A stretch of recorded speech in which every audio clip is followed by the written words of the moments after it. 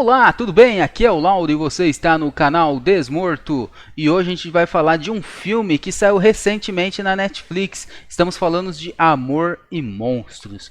Mas antes da gente falar do filme, você já verificou se você já é inscrito no nosso canal? Não é inscrito ainda? Se inscreva, curta o vídeo, ative o sininho. Dá essa força pra gente aqui pra gente continuar fazendo esses vídeos.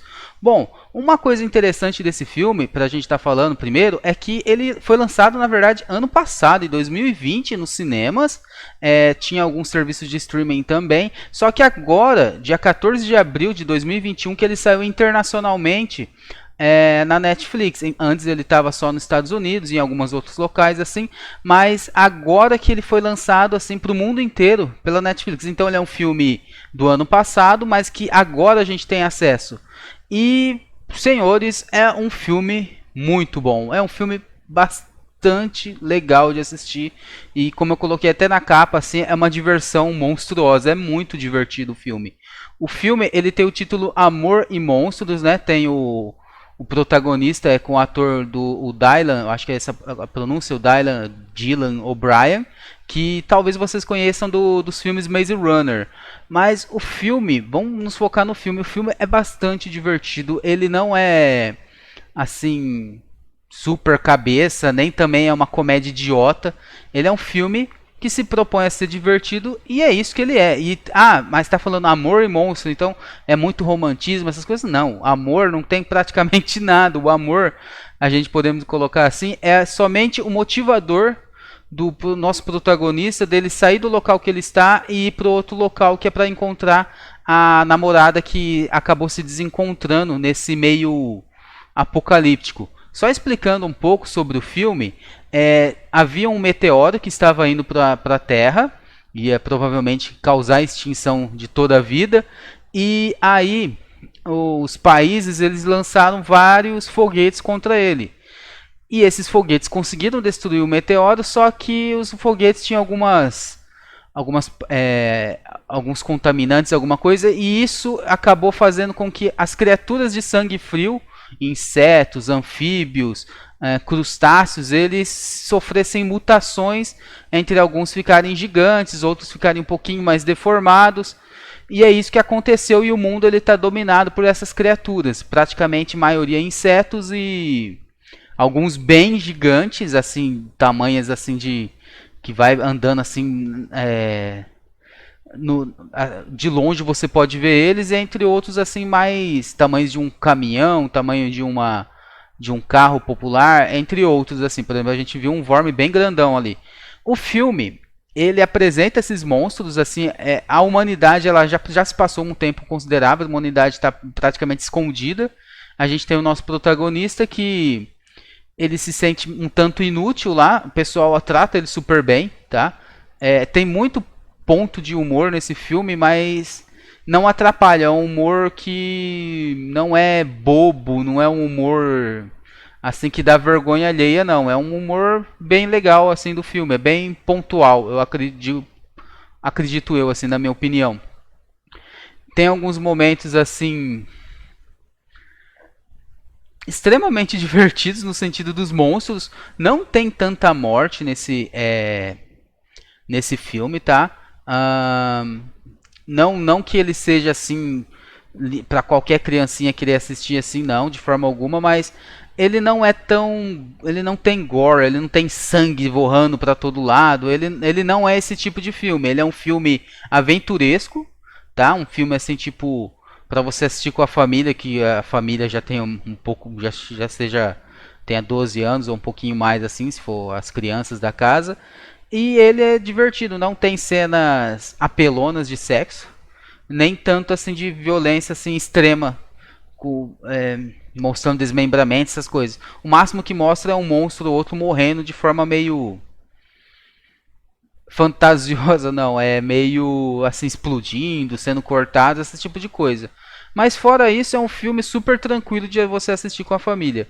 E ele é legal, ele trata assim as coisas assim, a sobrevivência de uma forma leve, tá? É claro que tem as mortes, perdem as pessoas, mas é aquilo que eu falei, não é tão gráfico. Por exemplo, a morte mais gráfica que tem, se não me engano, é no começo do filme e ele acontece atrás de uma, assim, tá acontecendo a cena e tem um plástico branco assim na frente que não deixa a gente ver o que está acontecendo com detalhes. Então ele mostra, assim, ele tem a cena, a gente sabe que um personagem está morrendo lá por um monstro, mas ele não fica tão assim, ele não causa aversão e não é tão violento assim para determinados públicos. Mas continuando falando sobre o filme ele me surpreendeu muito positivamente. Eu já tinha visto o trailer e tal, achei interessante, me coloquei, vou assistir o filme. Uma das coisas assim que eu sempre critico para esses filmes após-apocalíptico, e esse filme felizmente não tem isso, pelo menos em grande parte, a questão da ameaça. A ameaça são os monstros. A ameaça é o mundo em volta dos sobreviventes que qualquer coisinha pode matar ele. Não são outros sobreviventes que querem lá e tal, que já me deixou chato. The Walking Dead ele surgiu com essa ideia, trouxe, é bacana, mas aí todo mundo quis copiar e pra mim ficou bastante chato. Então, assim, repetitivo, né? Podemos dizer assim, não tão chato. Depende muito como se conta a história. Toda a história, mesmo que você pegar um plot meio passado, assim, meio que é copiado de alguma outra coisa, assim, se for bem contado, vale muito a pena. Por exemplo, vamos pegar um exemplo bem fora, o Invencível, um desenho animado que estreou recentemente na Amazon Prime.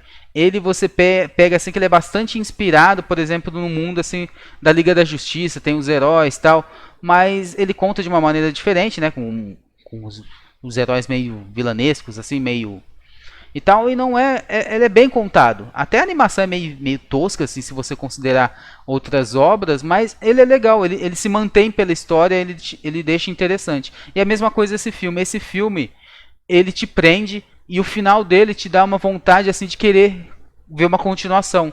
Então, se um filme ele consegue te dar a vontade de você continuar vendo mais sobre ele, eu acho que ele teve a façanha assim de ser bom o suficiente para eu querer ver de novo.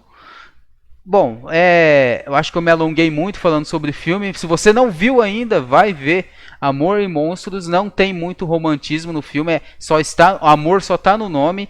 O amor, na verdade, ele é só assim a desculpa para o protagonista sair do local que ele está e ir para o outro para encontrar a namorada dele. Ele é engraçado num ponto certo. Os monstros são legais.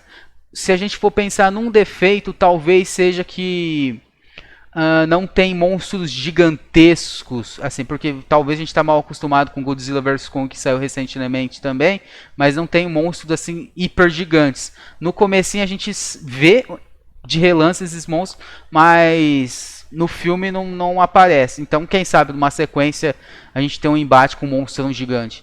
O final do filme foi satisfatório para mim.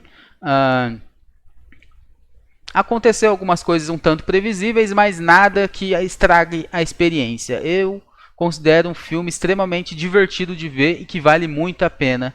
Visualmente é impecável, os monstros são muito bem feitos, não fica mentiroso de você ver na tela.